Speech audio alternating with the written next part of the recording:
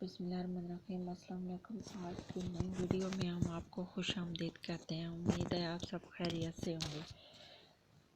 یہ کچھ کویسچنز ہیں جو کسی بھی اردو کے ایگزامز کے لیے آپ کے لیے بہت امپورٹنٹ ہیں۔ انہیں کوئی عام نہ سمجھا کریں، یہ بہت اہم سوالات ہیں۔ آپ کے ایگزامز کی تیاری ہو سکتی ہے۔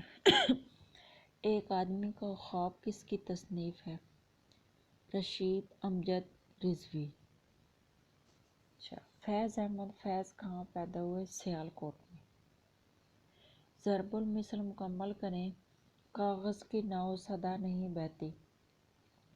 ضرب المثل مکمل کریں۔ اگلا سوال ہے طویلے کی بلا بندر کے سر۔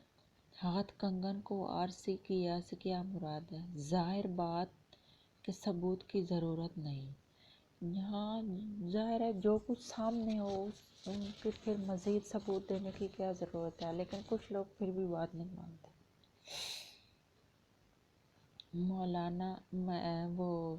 موازنہ انیس و دبیر کس کی تصنیف ہے؟ الطاف حسین حالی کی بھی نہیں ہے، شوکت صدیقی کی بھی نہیں ہے۔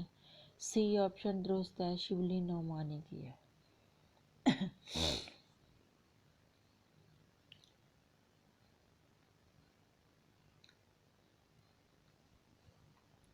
اچھا جی، مقالات شبلی نعمانی کی کتنی جلدیں ہیں؟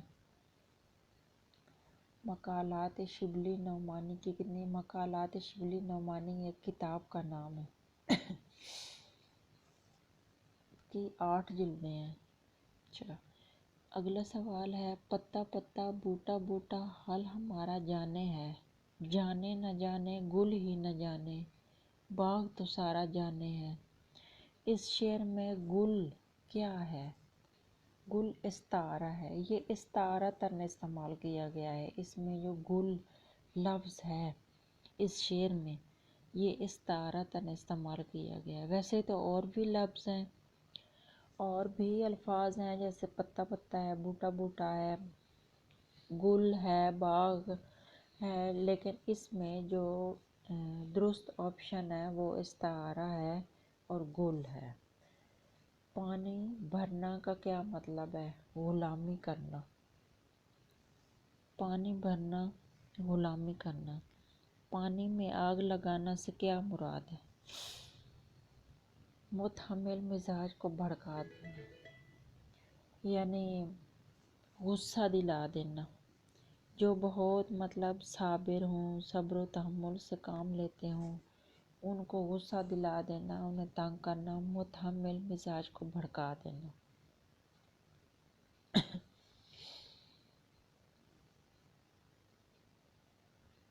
جی، حاصل گھاٹ کس کا ناول ہے؟ بانو قدسیہ کا بہت اہم سوال ہے۔